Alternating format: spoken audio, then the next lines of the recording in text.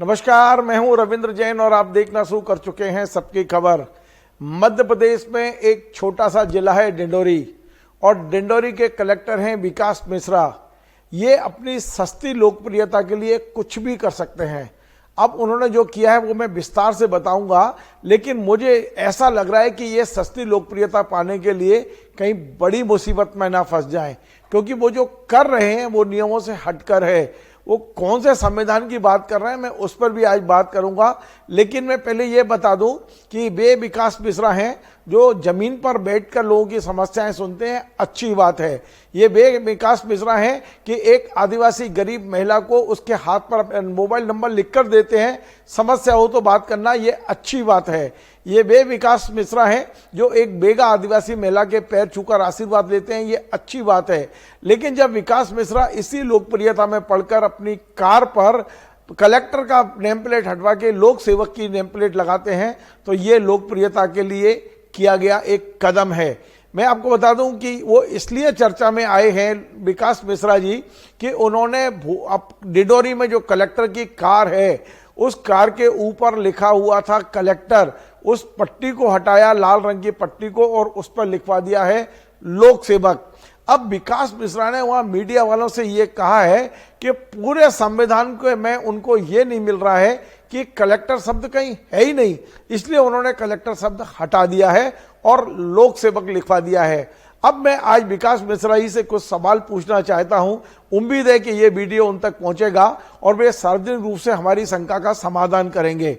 सबसे पहला मेरा सवाल है कि मध्य प्रदेश के सभी कलेक्टरों को वाहन दिए जाते हैं सरकारी नंबर के, जिनका नंबर होता है MP02।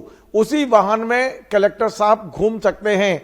ये जो वाहन लेकर कलेक्टर साहब घूम रहे हैं, जिस पर उन्होंने कलेक्टर हटवाकर लोक सेवक लिखवाया है, इसका नंबर है M20ZB3234।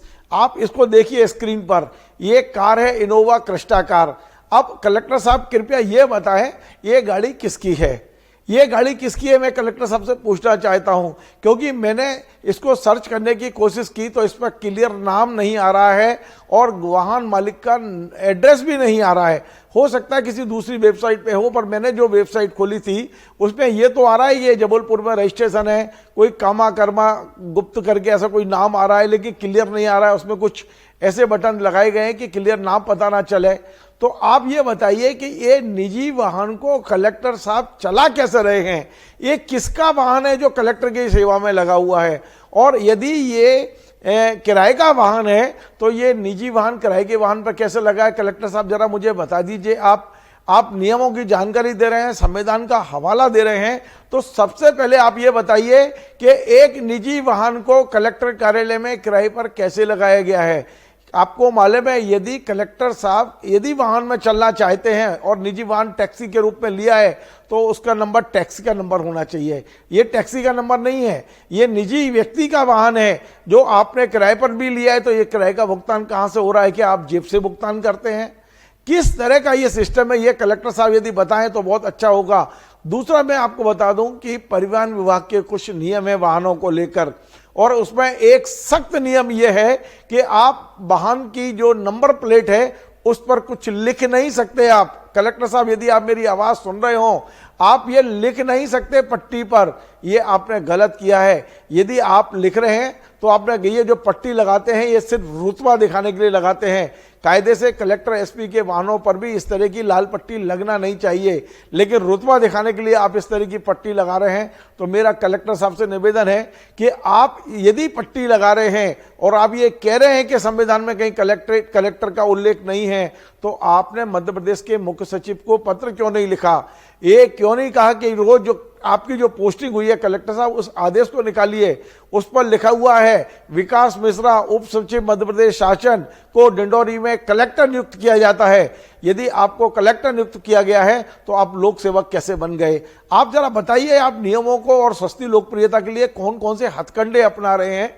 ये क्या उचित है? जब मध्य प्रदेश सरकार आपको कलेक्टर लिख रही है, आपको कलेक्टर कह रही है, आपके कार्यालय के बाद कलेक्ट्रेट लिखा हुआ है, आप क्या लिखवा के उसको लोक सेवक सचिवालय करेंगे क्या? आप ये भी करवा दीजिए। फिर आप ये भी कर दीजिए कि अपना नाम केवल विकास मिश्रा लोक सेवक कर दीजिए। एक बात और, मैं माननीय कलेक्टर महोदय बड़े विनम्रता से आपसे पूछता हूं, यदि कलेक्टर लोक सेवक है तो एडिशनल कलेक्टर क्या है, डिप्टी कलेक्टर क्या है, तहसीलदार क्या है, आपका एसडीएम क्या है? आप जरा कृपया बताइए। तो वो भी तो लोक सेवक हैं। यदि ऊपर से नीचे तक सारे अधिकारी लोक सेवक लिखने लगेंगे तो हम समझेंगे कैसे कि तहसीलदार कौन सा है, एसडीएम कौन सा है, एडिशनल कलेक्टर कौन है, एडीएम कौन है, कौन कलेक्टर महोदय हैं हमारे। तो आप अपनी मनमानी से इस तरह के शब्दों का उपयोग, मुझे पता है कि मुख्यमंत्री शिवराज सिंह जी चौहान जब थे मुख्यमंत्री, उन्होंने आपकी थोड़ी बहुत तारीफ क्या कर दी है। अब आप उस लोकप्रियता को बनाने के लिए ऐसे ऐसे काम करते हैं जो कहीं ना कहीं आप हंसी के पात्र भी बन रहे हैं और आप कानून का मजाक उड़ाते भी दिख रहे हैं। आप बताइए ना, आज आपको यही जवाब दे दीजिए कि जिस गाड़ी पर, जिस कलेक्टर की गाड़ी पर आपने लोक सेवक लिखवाया है, वो गाड़ी किसकी है और किस हैसियत से आप उस गाड़ी को उपयोग कर रहे हैं। यदि आपने टैक्सी के रूप में लिया है, नियमानुसार लिया है, तो एक निजी गाड़ी को टैक्सी के रूप में उपयोग करके मध्य प्रदेश सरकार के टैक्स के खजाने को क्यों चूना लगा रहे हो? आपको जवाब तो दीजिए इन सब चीजों का। आप अपनी मनमानी करने पर उतरे हुए हैं। कह दीजिए अपने पूरे स्टाफ को कि आप लिखिए एडिशनल लोक सेवक, उप लोक सेवक, तो कुछ इस तरह के शब्दों को भी गढ़ लीजिए आप, क्योंकि आप मनमानी पे उतारू हैं। आप जो चाहेंगे वही कानून बनेगा, तो फिर कर लीजिए आप क्यों मध्य प्रदेश में व्यवस्था को बिगाड़ते हैं? यदि एक व्यवस्था राज्य मंत्रालय से लागू की गई है, उसे क्या जिले में बैठा हुआ कलेक्टर बदल सकता है, जो आप बदलने की कोशिश कर रहे हैं? आप भावनाओं में मत बहिए। आप नियम से बंधे हुए कलेक्टर हैं, नियमों का पालन कराने वाले हैं। पूरे जिले में आपको नियमों का पालन कराना है। आप इस तरह की सस्ती लोकप्रियता के चक्कर में पड़ेंगे तो निश्चित तौर पे नुकसान भोपाल में बैठे हुए हमारा नहीं होना है, मंत्रालय में बैठे हुए मंत्री और अधिकारियों का नहीं होना है, नुकसान आपका ही होगा।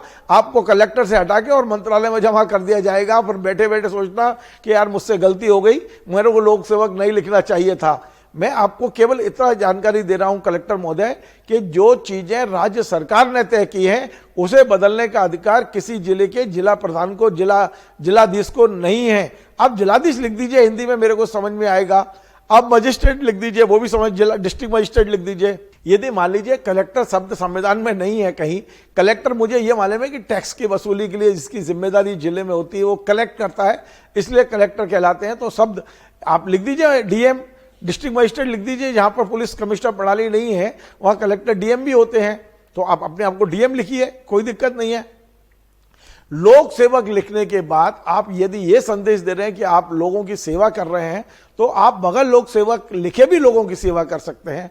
एक अच्छे अधिकारी हैं आप, आपकी मैंने तारीफ की है, क्योंकि जिस तरह के काम हमने आपके सुने हैं निश्चित तौर पर, लेकिन अब जो आप सुन रहे हैं वो मुझे लगता है कि आप कुछ सस्ती लोकप्रियता के लिए इस तरह के कदम उठा रहे हैं। अब आप मेरी इस बात का जवाब दीजिए ताकि मेरी शंकाओं का समाधान हो सके कि जिस गाड़ी पर कलेक्टर महोदय आपने कलेक्टर हटवा के लोक सेवक लिखवाया, वो गाड़ी किसकी है और किस नियम के तहत आप उस गाड़ी में घूम रहे हैं।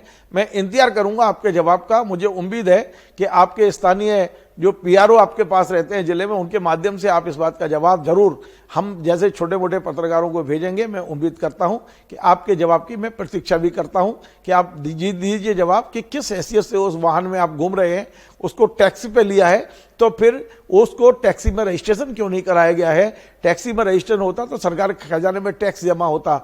आप बगैर टैक्सी में रजिस्ट्रेशन किए हुए गाड़ी का उपयोग कलेक्टर के रूप में कर रहे हैं, ये एक अपराध कर रहे हैं आप, जानबूझ के नहीं, हो सकता है अनजाने में कर रहे हो। तो इन तमाम सारी चीजों को मैं आपको बताना चाहता था। मुझे बात बुरी लगी हो तो क्षमा करना, लेकिन इतना तय है कि कलेक्टर हो तो आप कलेक्टर बने रहो, यही मैं आपसे उम्मीद करता हूं।